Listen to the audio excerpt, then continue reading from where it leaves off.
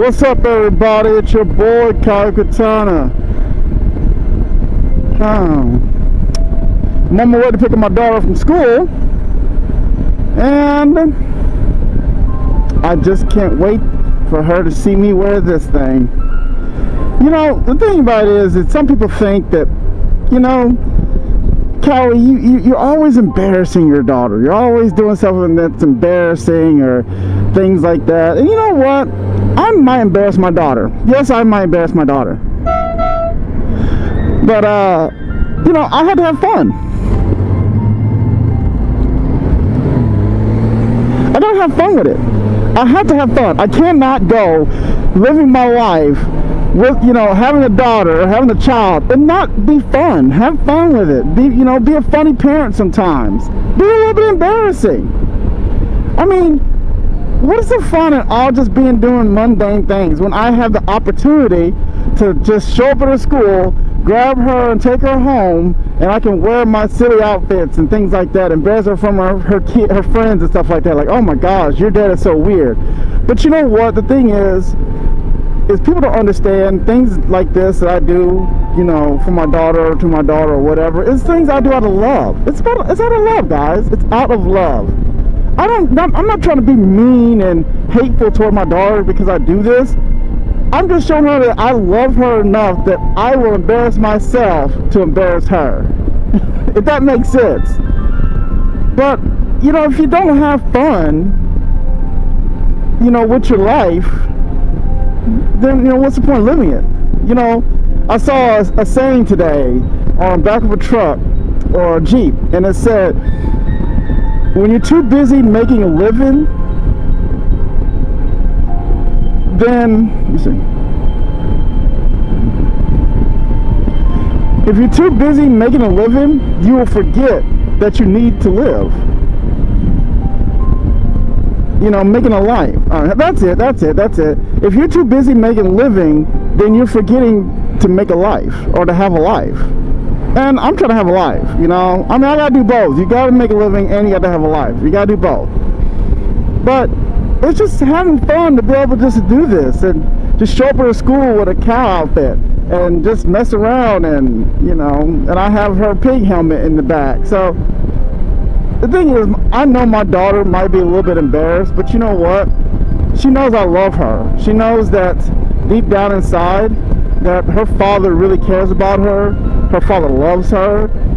And her father just does things kooky because that's the way I show how much I love her. Now, I'm not going to walk around and do, you know, some stupid stuff like I see a lot of parents do, you know, who really embarrass their children. But, you know, I just want her to know that, hey, your father loves you. He does crazy things. And maybe just, you know, show her that everybody doesn't always be so doggone serious. So this should be very interesting.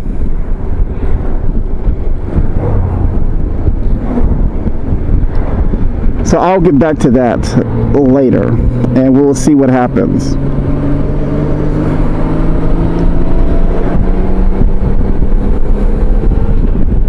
But hey guys, what's going on? It's your boy.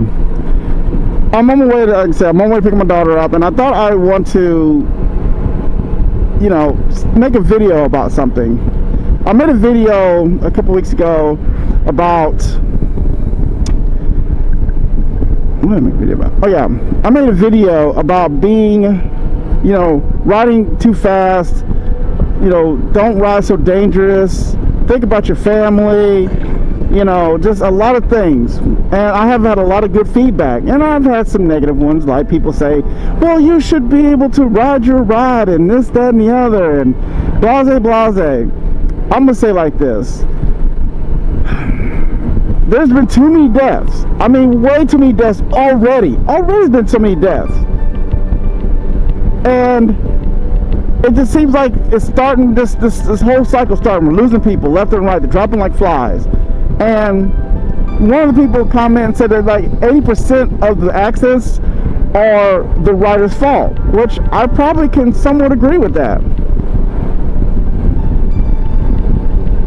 And the thing is, like, with me, I'm grown.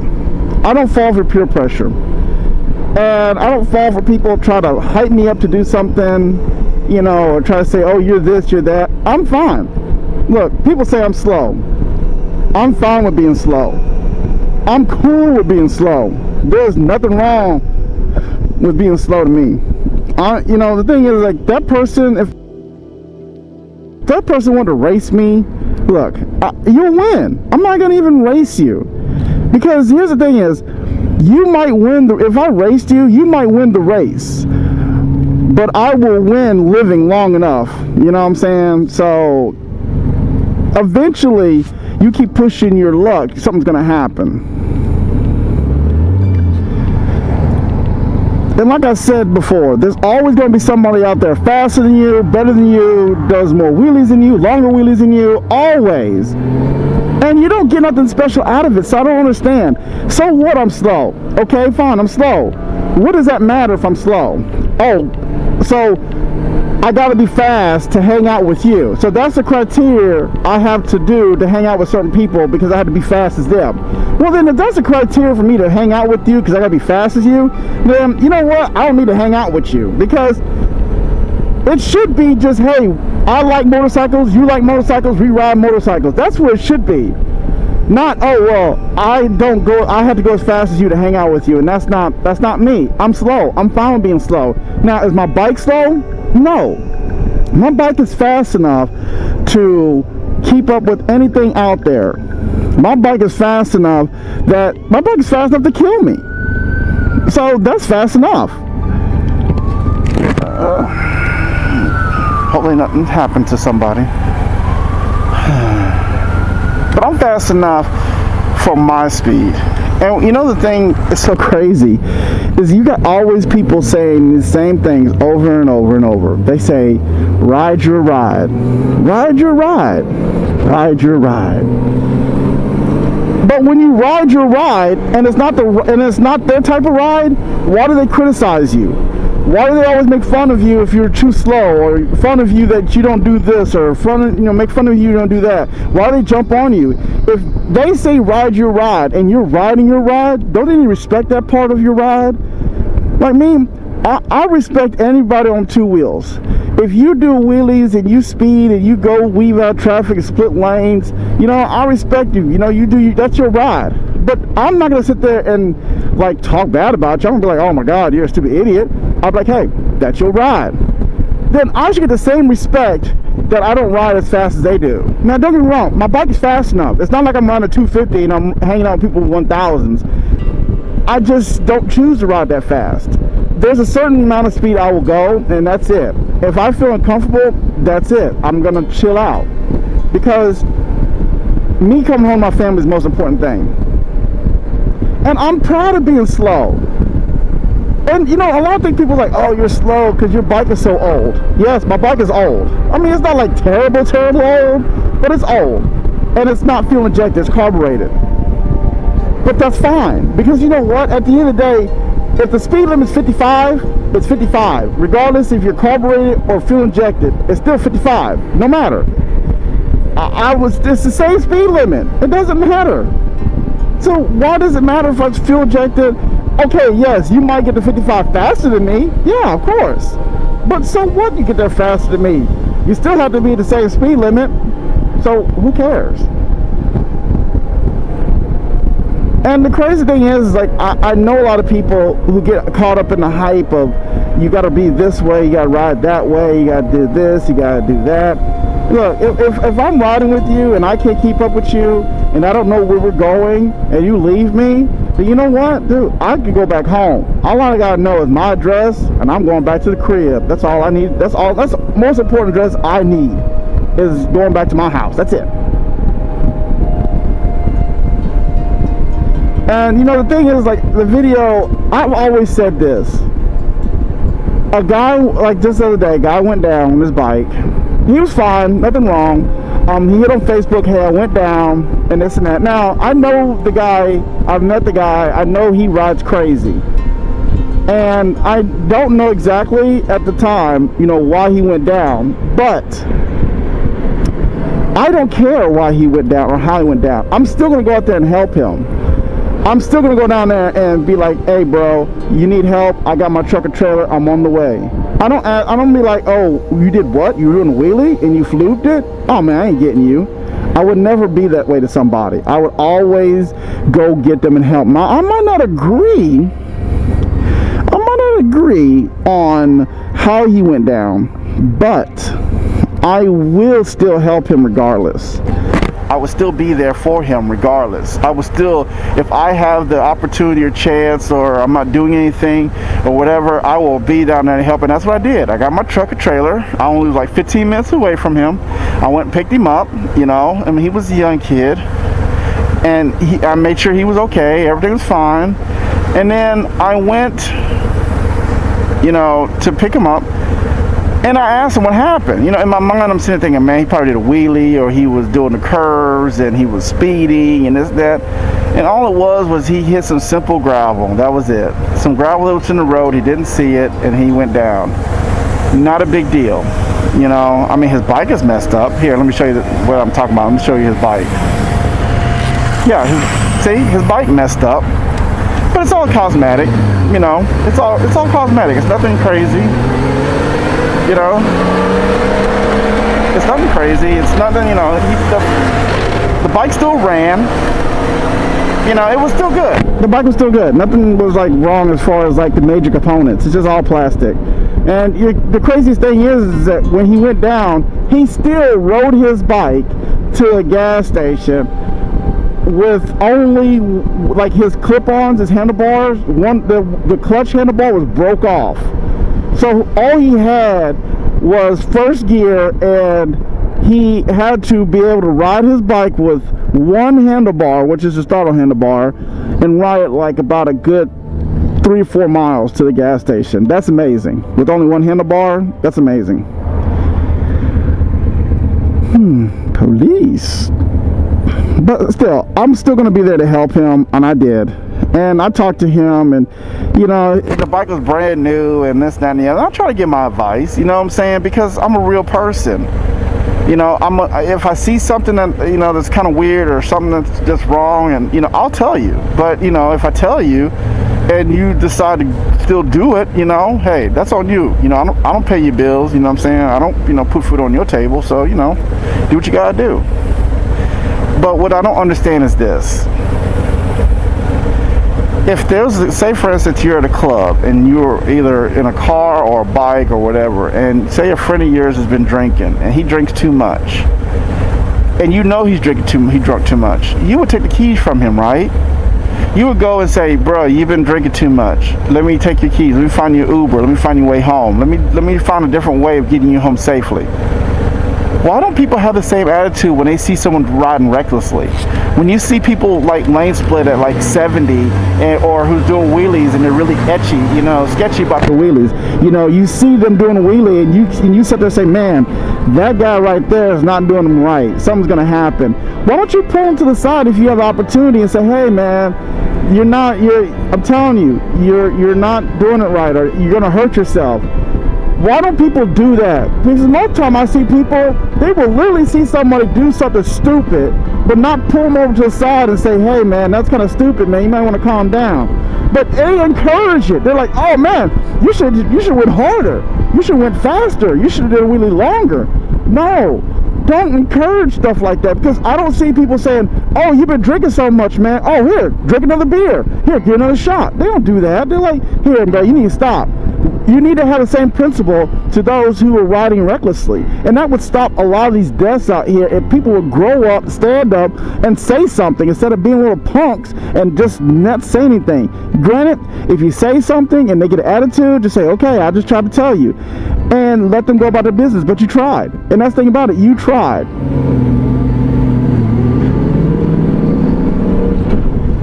And hopefully, if a situation happens, if someone listens to, you know, someone says something, they actually listens to you, you might save a life, and you never know. Because it's all about saving lives.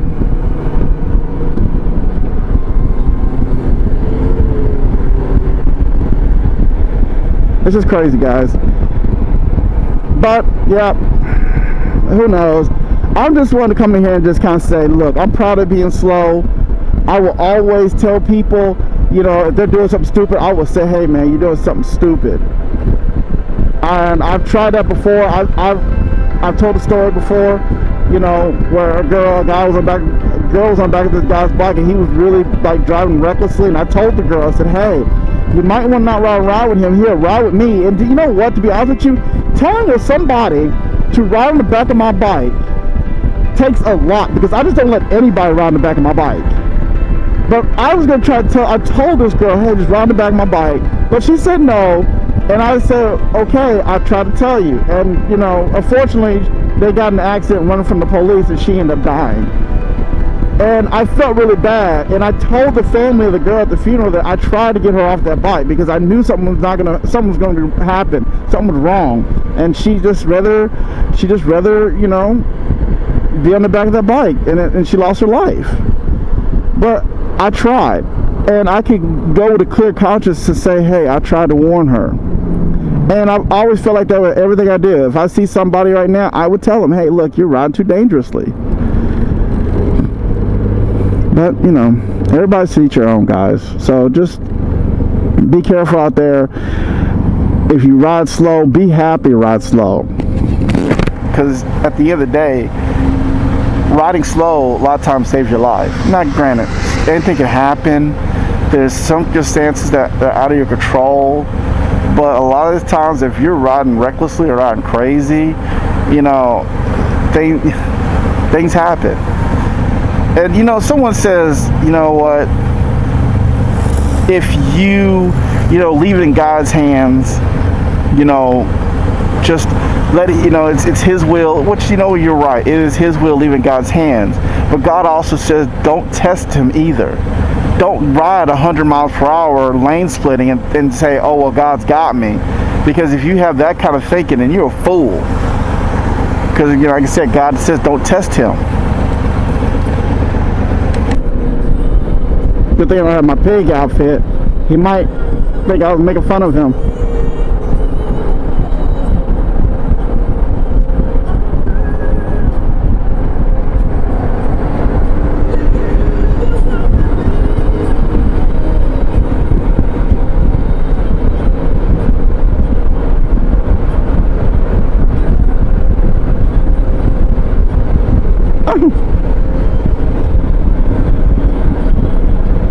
Can I get my daughter? Can I get my baby? Can I get my daughter?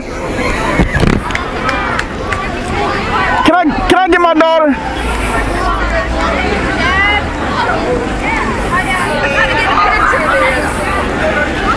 Can I get my daughter? Yeah. Okay, you ready? Yes, I'm ready. I got it.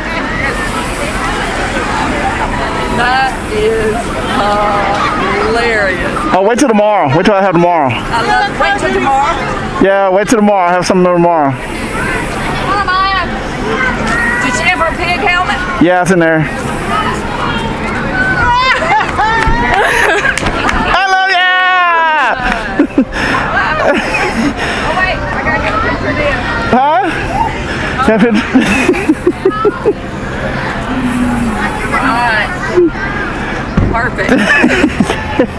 Wait till tomorrow. Pikachu tomorrow. Huh? Pikachu tomorrow. Pikachu tomorrow. I'm in park because I can't get in that. Huh? I can't. I got to park over the thing.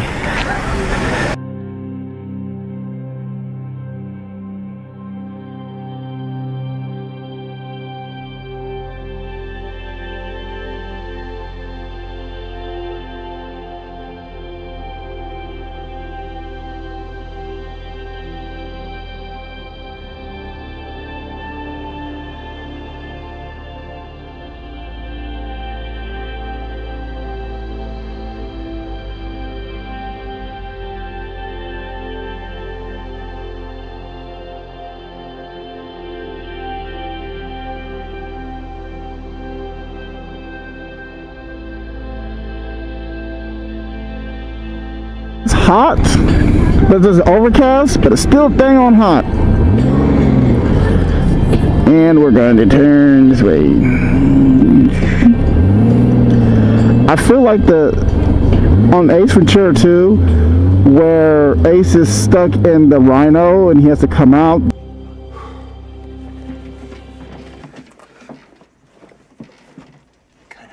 rhinos.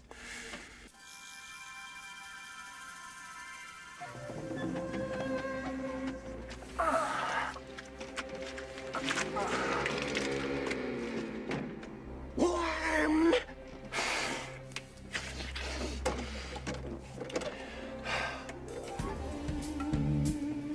I had a dog, and his name was Bingo. Time to get some oxygen.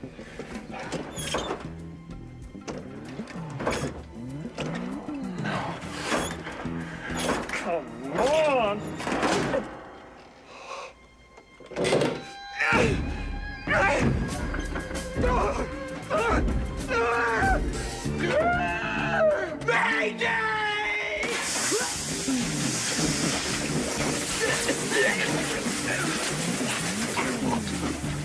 Must have air.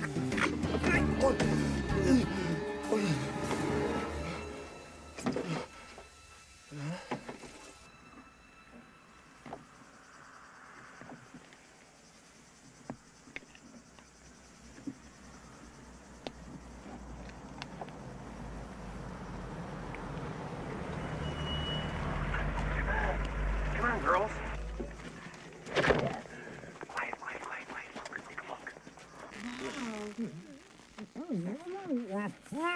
Oh, look!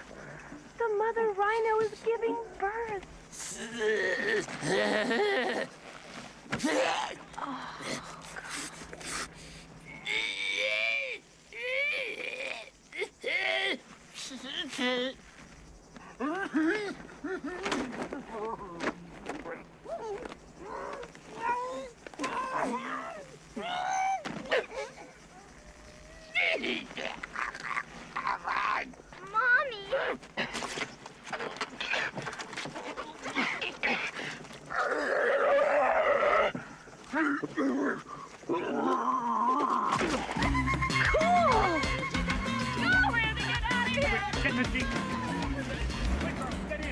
That's what I feel like right now with this helmet on, because I have no air coming.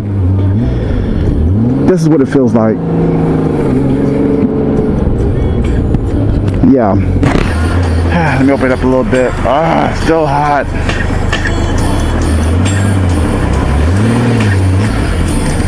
Can I squeeze through there? No, I can't squeeze through there. If I was on my toes, I could squeeze, but I can't squeeze with the big trike kit. Feels better now. Whew.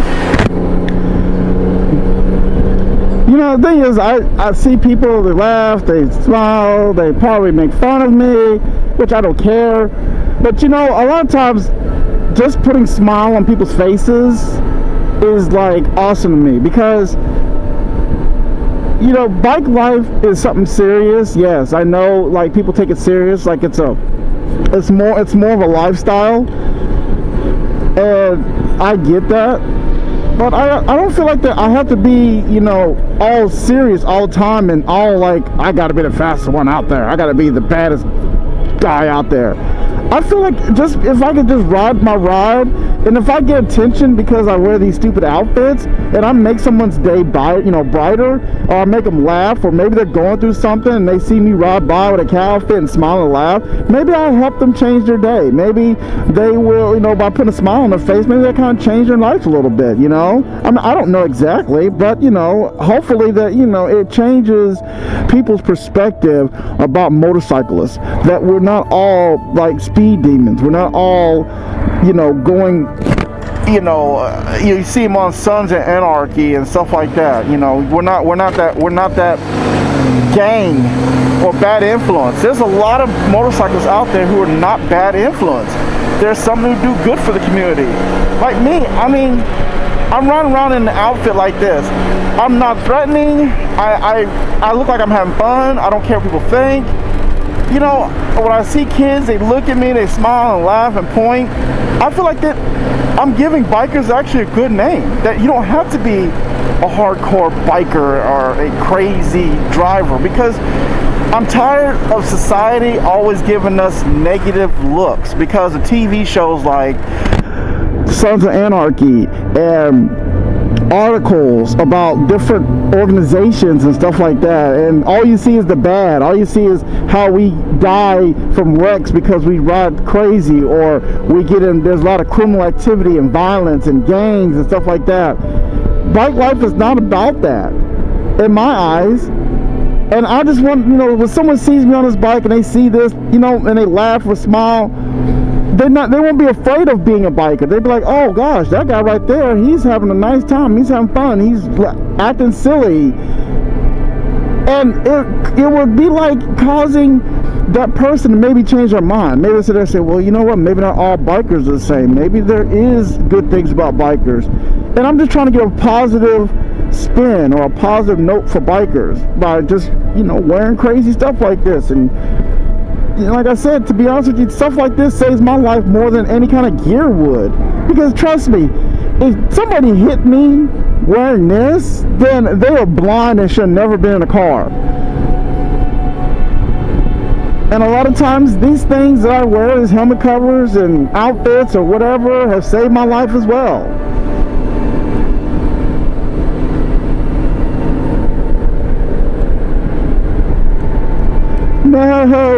No, say it's not gonna rain. Got little droplets, but it's okay.